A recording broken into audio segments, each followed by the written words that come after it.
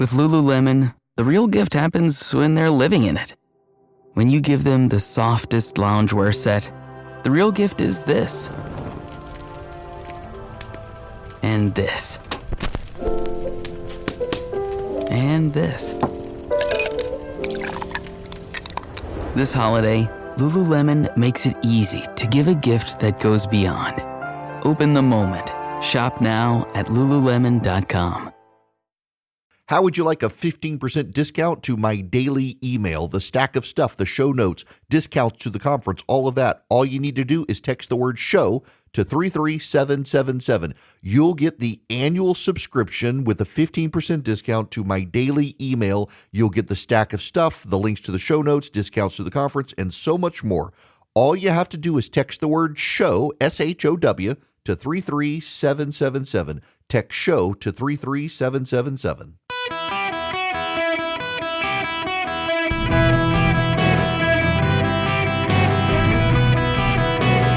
Welcome to the Eric Erickson Show podcast, Hour 3.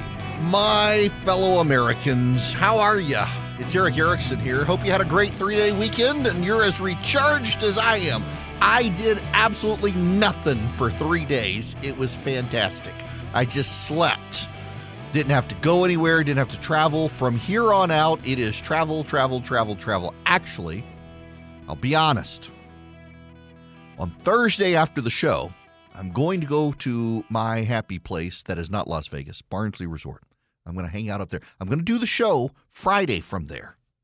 Then I'm going to get a golf lesson Friday afternoon, and I'm going to hit golf balls all weekend long and relax and not have to take care of the family. My wife, thankfully, thank you for the prayers. She's doing better. It was touch and go there for a while. But I'm going to go relax because from here on out, I think I'm on an airplane every other week between now and the election and then some. In addition to, I got a lot of travel, and it's back and forth like same-day stuff. I've got to be in Atlanta back and forth a lot, traveling back and forth between my home studio and my flagship station. And then after the election, I got to go to Tulsa, Oklahoma. I got to go to Jacksonville, Florida a couple times. I got to go to a couple of the other markets. It's just a lot of travel before and then right after the election. Y'all complained because I was taking vacation at the beginning of the year, and I got emails from people saying, Erickson, why are you been gone so much? I was like, because my kids graduated from high school, about to go to college, and we're trying to pack in our vacation time while our schedules are in sync, and then the election's coming, and I'm not going to take off anything. With the exception of the 4th of July and Labor Day, I haven't had a day off work since the beginning of June, and I won't until sometime towards Thanksgiving because there's too much happening. It's nonstop, and the pace of the news has picked up. The campaign season is crazy. There's just a lot going on to keep up with. Now, that being said, speaking of my flagship station, I have gotten a lot of angry emails. This happens every election season. Got a lot of angry emails from people, not over things I've done, but over the number of ads they're hearing from Kamala Harris on the local radio station. Now, for those of you elsewhere, so my flagship station is one of the biggest, if not the most listened to talk station in the country right now. Massive number of people in a swing state. You shouldn't be mad that we're running those ads. They're running those ads to subsidize a bunch of conservative talk show hosts who don't like her. You should be upset that the Trump campaign is not matching the spend. They're not. In fact, the more troubling thing is in the digital ads. I'm starting to see Trump ads in like YouTube.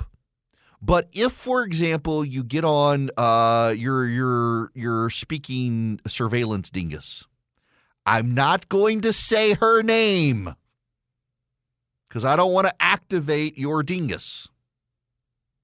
But you say, hey, dingus, play the Eric Erickson Show or let me listen to this station.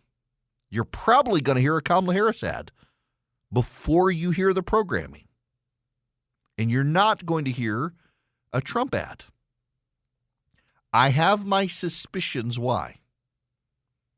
Part of it being that the ad buyers don't get the big commission on the digital advertising that they do on the TV and the radio advertising or even the mail.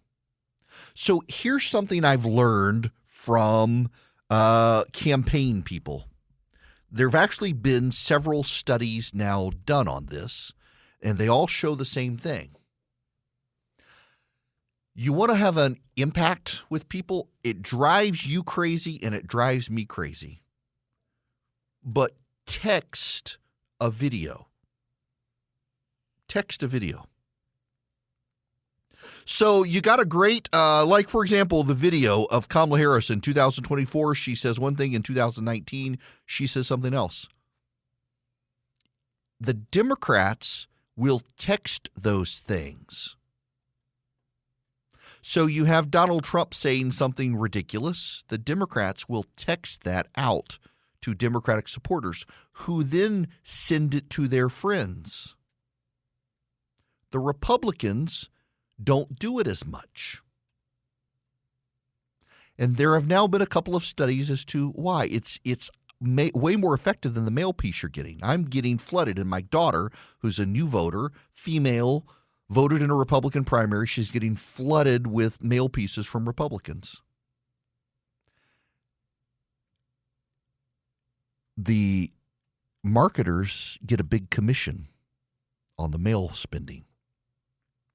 They get a cut of it. The text messaging is so cheap, they don't make as much money.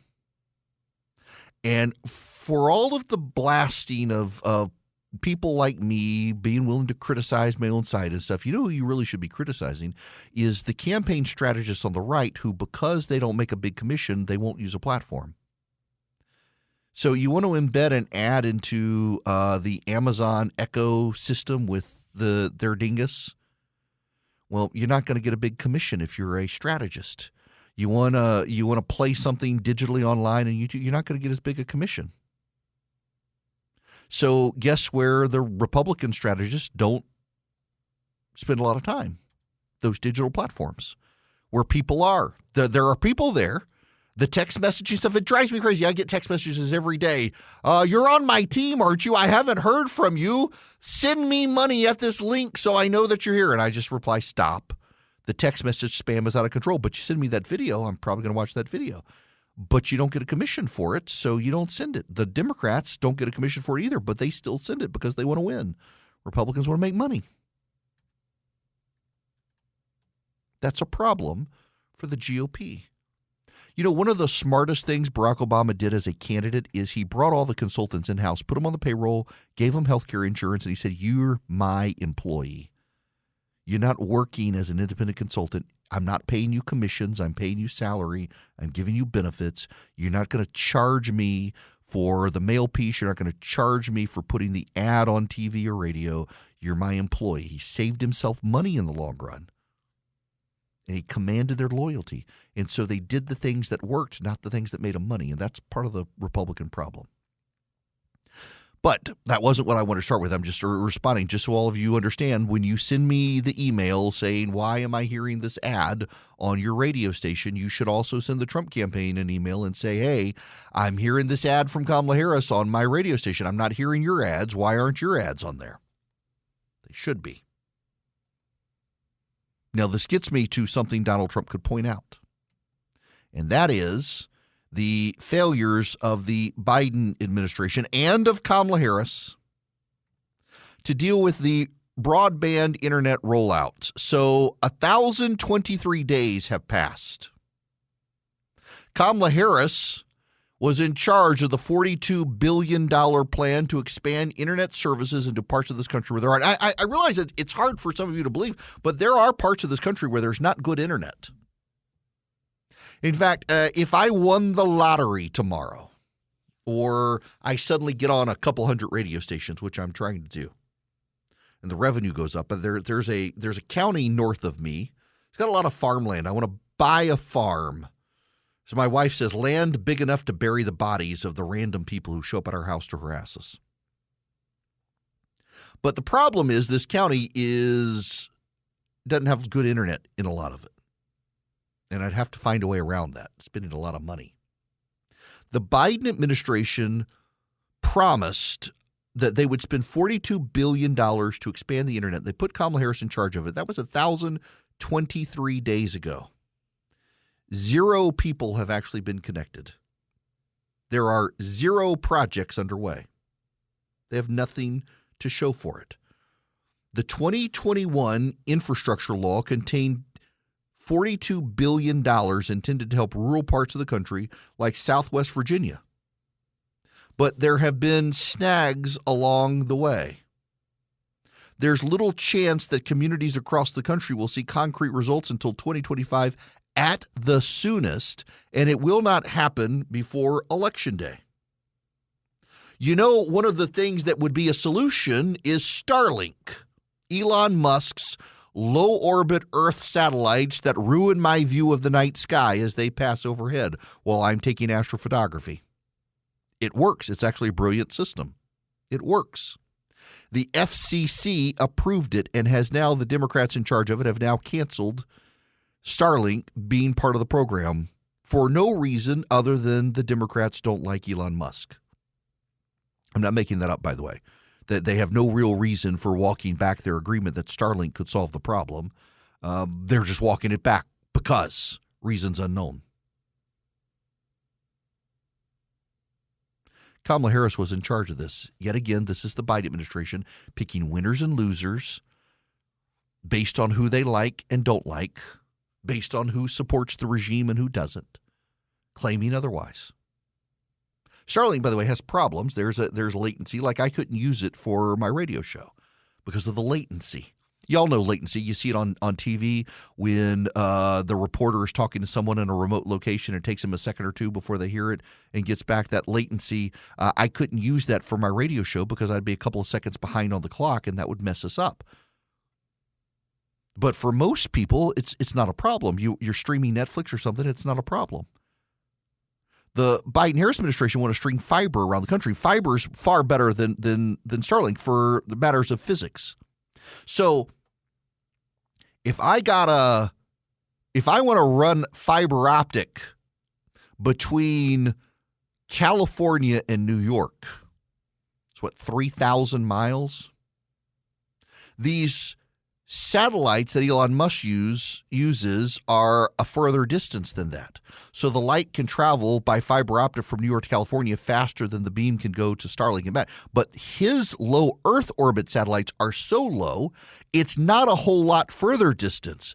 You've got these other companies that have put satellites up there for, like, for example, SiriusXM and others that can use the internet. But you're talking up to 50,000 miles. Some of them, the low Earth orbit ones are like maybe 10,000, but that's still a lot of distance. The speed of light is a constant. And the speed of light, obviously, the shorter the distance, the better. And the shorter the distance, the lower the latency.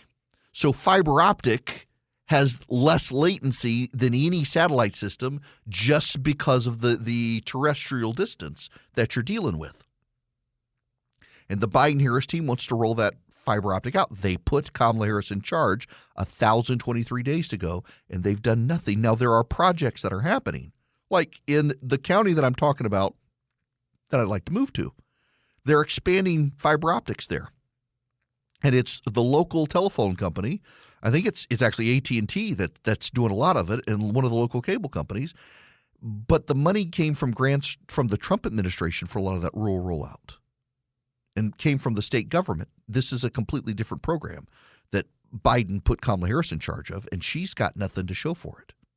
So Southwest Virginia, they're hoping to attract business there, but they need high-speed internet, and they don't have it in these parts of Southwest Virginia. It's beautiful but mountainous terrain. Harris was going to roll out broadband there, made a big show of it. They've got nothing. So the economic engine is on hold because you can't have these people. You can't do that connection. They don't have the money. They needed federal government subsidy to make it happen. The Trump administration was willing to find novel ways, like, for example, telephone co-ops and electrical co-ops, and allowing them to do it and giving grants to them. And that worked, but the Biden-Harris administration didn't want to outsource it to the private sector. They wanted the government to do it. And the government has been unable to do it because the government is inefficient at all these sorts of things. And the result is yet another thing Kamala Harris was put in charge of that actually failed to accomplish the goal. Blinds.com Cyber Monday Last Chance is happening now. Don't miss out on up to 45% off site-wide. A Blinds.com design expert can help you make the perfect selection on your schedule. We can handle everything from measure to your whole home installed for one low cost. With over 25 million windows covered, Blinds.com is the #1 online retailer of custom window coverings. Save up to 45% site-wide, plus a free professional measure right now at Blinds.com. Rules and restrictions may apply. Welcome back. It's Eric Erickson here. The phone number 877-973-7425 should you wish to be on the program. Okay. I got to laugh. So Scotty Scheffler, this isn't actually about him. Just bear with me. It's actually about Kamala Harris, but bear with me. So Scotty Scheffler won the FedEx Cup, the Tour Championship. He's the #1 golfer in the world in the last 2 years in the row. Despite being the #1 golfer in the world, he lost the final tournament. They've redone East Lake Golf Course here in Atlanta, and more to his liking, I guess, and he won. Although Colin Morikawa actually played better on Sunday than Scheffler, who got an advance anyway. Because he got a lead because he was the #1 player. But nonetheless, Colin Morikawa did a better job on Sunday. He just lost overall over the 4-day period. But there was a picture someone produced of Scotty Scheffler, and he was wearing earbuds with his iPhone, and they were not AirPods. They were not wireless. They were wired. They were the default old school Apple earbuds that plug into the phone. And I thought, you are literally made $60 million this year, and you're too cheap to put in AirPods. Your last name must be Swicegood. It was remarkable seeing the most well-paid golfer on planet Earth with wired earbuds into his iPhone. And then a picture came out of Kamala Harris. I have to admit, I thought it was Photoshop, but it's a real thing. She's wearing her earbuds, wired earbuds, not AirPods, because the way her hair is, she's got longer hair, covers her ears. You wouldn't be able to tell she had AirPods in, so she's wearing wired earbuds. And while she's wearing earbuds, she has her phone to her ear. It's a real picture. It is not Photoshop. She's literally got earbuds in both ear, but also has her phone up to her ear. Like, what are you doing? You want to avoid having to take questions from the press that bad. You're like double bagging it. Your earbuds and your phone to your ear. Good gracious. I mean, I'm like, do you not even realize, like, clearly you're not listening to anything, or you would not be you wouldn't be oblivious to the fact that you've got earbuds in. But because you actually aren't listening to anything, you're oblivious to the fact you have earbuds in, and so you put your phone up to your ear as well. Wow. Now, I want you to go get an Eden Pure Thunderstorm and wipe out the noxious odors in your life. Dirty diaper odors, litter box odors, wet dog odors, pet odors, smoke odors. They eliminate smoke odors. Y'all, I had to use it again yesterday. I went and played golf by myself. I wasn't even thinking, this is like Kamala Harris and the phone. This is a perfect segue here. I wasn't thinking, and I climbed into my car, and I still had my cigar in my hand. And it got in my car, and I knew my wife's reaction. So I went home, and I got my Eden Pure Thunderstorm, and I fired that sucker up. Good as new. It works. It really does work. You can get 3 of them for less than $200 at EdenPureDeals.com. The discount code is ERIC3, ERICK3. You are saving $200 in addition to the great deal. EdenPureDeals.com. The discount code ERIC3, ERICK3. They will wipe out smoke odors, pet odors, you name it. EdenPureDeals.com. The discount code ERIC3, ERICK3. No space. This episode is brought to you by Amazon Prime. There's nothing sweeter than baking cookies during the holidays. With Prime, I get all my ingredients delivered right to my door, fast and free, no last-minute store trips needed. And of course, I blast my favorite holiday playlist on Amazon Music. It's the ultimate soundtrack for creating unforgettable memories. From streaming to shopping, it's on Prime. Visit Amazon.com/Prime to get more out of whatever you're into. Greetings, conversationalists. Welcome. Glad to have you with me. The phone number, 877-973-7425. Okay. Yeah, I want to say something. I didn't think I wanted to say something, but I'm having this text message conversation and with some friends during commercial break, and yeah, I do want to say something. You have probably heard that Tim Walz's brother has decided to come out and criticize Tim Walz and possibly do events for the Trump team. I just have a visceral reaction to the Kennedys coming out and attacking Robert F. Kennedy Jr. I don't like Robert F. Kennedy Jr., but I think it's more than a little unseemly for his family to come out and bash him as he's running for president. I find it deeply distasteful to have the Trump family cousins and nephews and nieces come out and attack Donald Trump. And I feel the exact same way about Tim Walz's brother. And I don't care that this is on my side, helping my side. I just, if someone in my family ran for office and they were a progressive, I would probably just keep my mouth shut because they're in my family. You don't get to pick your family. But for the sake of family civility, come on, people. And listen, again, there's no rule of this, and you can disagree with me, and that's fine. But I have always found it, and if you're a longtime listener of this program, you have heard me say I think it was deeply distasteful of Mary Trump to try to cash in on Donald Trump running for office, and deeply distasteful of the media platforming her to do so, to tell people in the press exactly what they wanted to hear.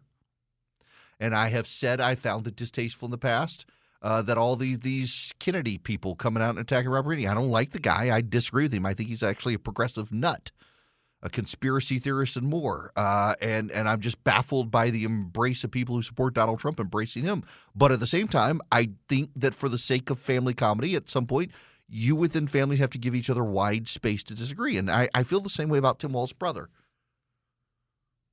That it's not just you. Like, I can criticize Tim Walz. I'm never going to meet the guy. I don't know him. I don't know his family. I'm a pundit. It's what I do. I talk on the radio. I tell people what I think. But to use your relatives' spotlight to get your 15 minutes of fame, to attack them, I find it deeply unsettling, and I think it speaks poorly of the person who's decided to do it, whether it's one of the members of the Kennedy clan or Mary Trump or now Donald Trump's nephew has come out to attack him or this. Because it's not me, the talk show host, criticizing. It's someone within the same family. And you force members of the family, when you do that, unintentionally or not, you force members of the family to take a side. And none of you in that familial relationship chose each other. You were there by product of birth. And forcing people by product of birth to have to pick a side for someone who by product of birth they're related to, I just find that deeply unsettling when the family unit is such an important thing in society. And when we begin to devalue the family unit and we begin to get people within families to pick sides, it bothers me. And I'm going to tell you something else that bothers me. You know, it's funny. I put up earlier today, I didn't see this turn towards Nazi apologetics coming for Tucker Carlson. And the amount of people, friends of mine on the right, are like, oh yeah, I saw it coming from a mile away. I knew Tucker in a past life. We had a good relationship. I never really watched his Fox News show. And I certainly haven't watched a lot of his streaming stuff, but he's put on a historian who is not a good person to make excuses about the Nazis. I want to read for you. His name's Daryl Cooper, is the historian. And I got to read for you a friend of mine whose opinion I deeply respect, who's way more well-read on this stuff than me. And this is what he writes about Daryl Cooper. Daryl Cooper is one of the stupidest men alive, way past his competency, intellectually unequipped to discern it, and worst of all, a near-total moral cretin. Now, the last item was already discernible from his prior attacks on literally God, which I suspect may be linked to his very interesting and obliquely referenced views on Jews in general, and also his apologetics for the Aztecs, which is likely not a product of any bigotry, but simply the outcome of mental weakness. One could pick apart his cranks expositions on the Second World War at length, but really only one note is required, which is that, I cannot believe I'm writing this, Daryl Cooper actually goes on record with Tucker Carlson with apologetics for the Nazi record in the Soviet Union. Hey, guess what killed the tens of millions who fell under Nazi rule in the East from 1941 to 1944? You're not going to believe this. Make sure you're sitting down for it. Wait, some well-documented and widely understood and explicitly directed plan of racial extermination? Some starvation eradication policy deliberately meant to clear the territories for German settlement? Some deliberate policy of starvation and death by work applied to several million Soviet prisoners? Some special apparatus for killing all the Jews in the region? No, none of that. Daryl Cooper has done his own research and has learned the Nazis were victims of their own success. They just didn't plan for all those prisoners. Now, this is a friend of mine writing this email, blasting this for you don't know. Tucker Carlson has done an interview with this guy, Daryl Cooper, self-described historian, who claims that the Nazis just happened to be so successful in the Soviet Union and they had so many Soviet prisoners, they had to kill them all because it would be inhumane to let them starve to death.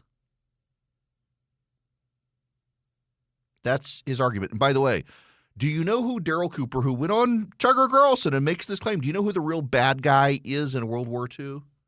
You know who the villain of World War II is? No, see, you're thinking Adolf Hitler, maybe Joe Stalin. No, you know who this guy thinks is the real villain in World War II? Winston Churchill. Yes. Now, some of you will say, Tucker Carlson's just platforming an alternate view. That would be fine, except Tucker Carlson, in promoting this interview, calls this guy the most honest historian out there. The most honest historian.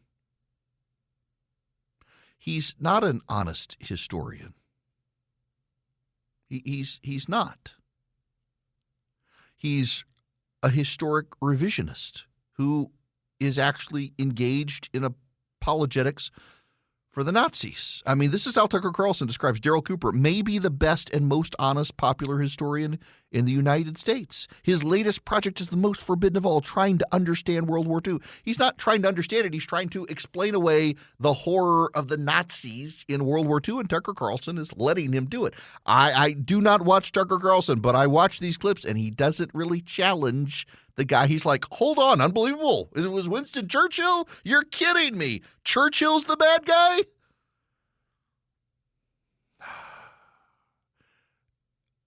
This stuff is starting to fester on the right. You've got Candace Owens is turning into a Nazi apologist, and now you got Tucker Carlson not platforming them, but actually promoting someone who has taken his professional contrarianism into Nazi apologetics and calling him the trusted and honest.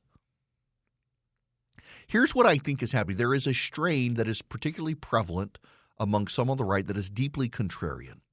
And that contrarianism has been proven many times over, like, for example, challenging government policy on COVID and school lockdowns and things like that, challenging the accounts of the elite. But that contrarianism can also fester. You get attention for one thing, so it moves you to attention for something else. I was actually kind of surprised by the number of friends of mine who have heard of and listened to Daryl Cooper podcasts and stuff, but a friend of mine said he actually had recommended one on his history of Israel and Palestinian situations, and then he started listening to it, and by the fourth, he was like, oh, this guy is anti-Semitic. That was his characterization of him. I haven't listened to the podcast, but he's like, I had to tell several friends of mine that, no, you shouldn't listen to this guy. I don't pay attention to him. I pay attention to real historians. And I wouldn't classify him as one.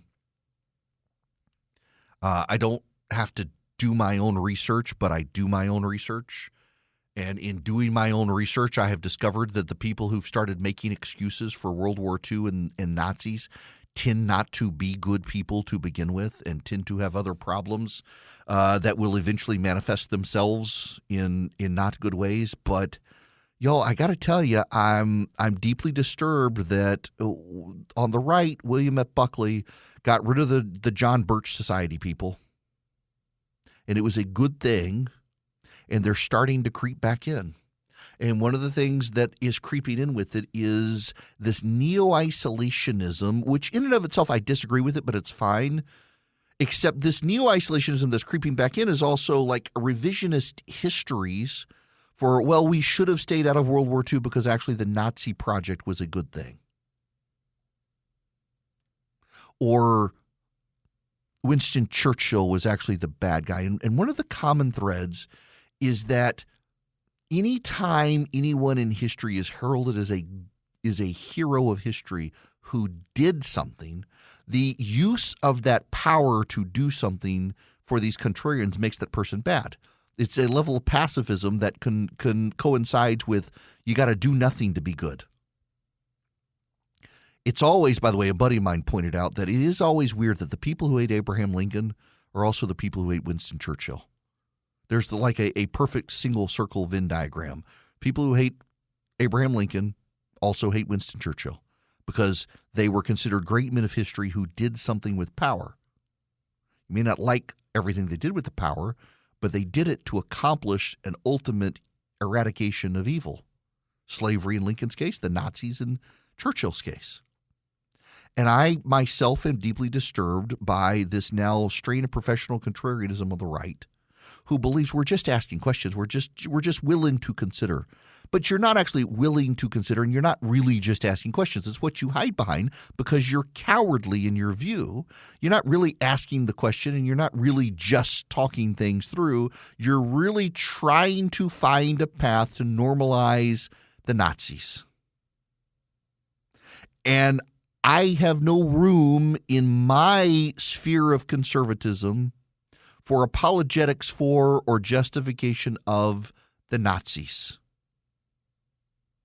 And I'm a little more than a little troubled that people like Candace Owens and Tucker Carlson and their ilk increasingly are trying to platform not just the Nazi apologists, but platform them and not have them questioned, and to not ask the probing questions of those who might actually say the Nazis were the good guys, actually, or they were just deeply misunderstood. Because I'm real sorry. I have this problem with the left now normalizing. For example, side note, the orcs.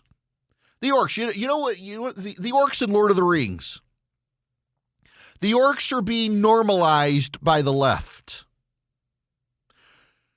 So to understand the orc, and I realize this is going to be a little over some of your heads and tangential, but in Catholic and a lot of mainstream Christian thought, mankind has a level of free will, or if you're a Calvinist as I am, free volition.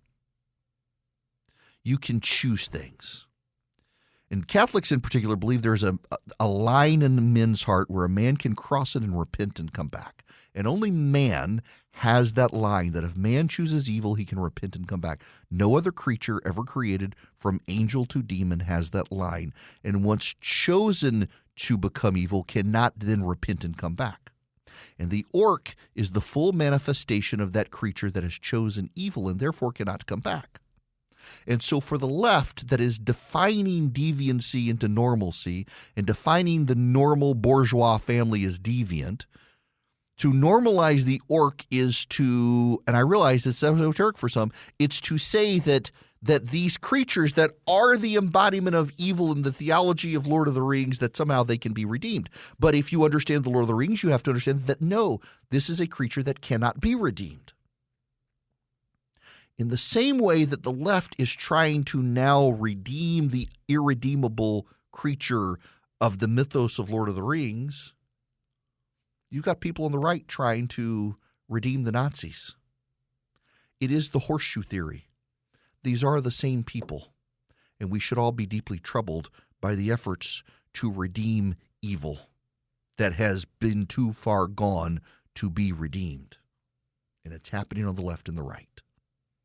Sadly, with the right, it's history. With the left, it's mythology, although obviously history too. Look at Che Guevara. Disappointments all around. Now, something you won't be disappointed by is Old Glory Bank. You will not be disappointed with Old Glory Bank, my bank. Old Glory Bank is actually a legitimate online bank. Now, listen, there are other banks out there. I've used one that is a very popular, large online bank. And I like it because I don't necessarily need a local branch manager and I can build a relationship online, except I discovered I can't deposit cash. And it's frustrated me deeply. And I switched to Old Glory Bank in part because, one, I like the fact that it's a bank by conservatives for conservatives, and they're not going to get taken over by the wokes who then cancel me because I'm a conservative talk radio show host. But also, I can deposit cash because they're that innovative, unlike some of these other banks. All you have to do is go to oldglorybank.com. You can get an account for yourself. Get one for your kid. A custodial account for your kid. It has no fee checking, no fee savings, and they'll be able to deposit their cash into the bank at one of 88,000 retail locations around the country. It's a great way to get your kids started with a checking account. Oldglorybank.com. It takes less than 8 minutes online to get the account. Oldglorybank.com. Member FDIC, equal housing lender, terms and conditions apply. It literally is my bank. I love them. Their app, their debit card, you can get loans, you can get mortgages, you can have a long-term banking relationship. Oldglorybank.com, member FDIC, equal housing lender, terms and conditions apply. Subtle results, still you, but with fewer lines. Botox Cosmetic, out of botulinum toxin A, is a prescription medicine used to temporarily make moderate to severe frown lines, crow's feet, and forehead lines look better in adults. Effects of Botox Cosmetic may spread hours to weeks after injection, causing serious symptoms. Alert your doctor right away as difficulty swallowing, speaking, breathing, eye problems, or muscle weakness may be a sign of a life-threatening condition. Patients with these conditions before injection are at highest risk. Don't receive Botox Cosmetic if you have a skin infection. Side effects may include allergic reactions, injection site pain, headache, eyebrow and eyelid drooping, and eyelid swelling. Allergic reactions can include rash, welts, asthma symptoms, and dizziness. Tell your doctor about medical history, muscle or nerve conditions including ALS or Lou Gehrig's disease, myasthenia gravis, or Lambert-Eaton syndrome, and medications, including botulinum toxins, as these may increase the risk of serious side effects. For full safety information, visit BotoxCosmetic.com or call 877-351-0300. See for yourself at BotoxCosmetic.com. Greetings. Welcome back. It's Eric Erickson here. Audrey Hale's manifesto has been released, and it is as demonic as you might expect. She wanted to kill Christian kids. That is the absolute takeaway that they tried to cover up and did not want us to know. She very specifically did want to kill Christian kids. And that is the summation of her manifesto, that if God would not make her a boy, then she would make these Christian kids martyrs. Demonic. Now, before I get out of here, I got to play you this soundbite that has come up, and it goes to a point that I've been made in the very first hour of this program today, that the media is so upset about Donald Trump going to Arlington National Cemetery, they are not nearly as upset with the fact that he had to go there to pay his respects to 13 dead soldiers who wouldn't have been dead but for Kamala Harris and Joe Biden. Ron DeSantis just made this point a short time ago. Vice President Harris attacking Donald Trump for going to Arlington National Cemetery on the anniversary of the Abbey Gate. And, you know, the media's hit on it as well. You know, you're there taking photos, you're making it like a campaign thing. And first of all, he was invited by the Gold Star families. He didn't just show up to make a scene. They invited him to be there. They asked him to pose for photos with the family members of the fallen. So I don't see, you know, the outrage, but here's the thing. If people like Harris and the media are going to express more outrage at that than the people that made them Gold Star families in the first place, something is wrong. Amen. Amen. These families would not be Gold Star families, but for the fact that Joe Biden ordered a withdrawal of our soldiers in Afghanistan, timed it to be done by September 11th, 2021, so that he could say he got them out of there before the anniversary of September 11th. In the process, 13 soldiers died, and his own military told him that was not the time of year to leave because it was still the fighting season and they needed to wait till winter. Even Donald Trump didn't do that. And now the best defense they can have is, well, he had to because Donald Trump somehow. No, they didn't have to.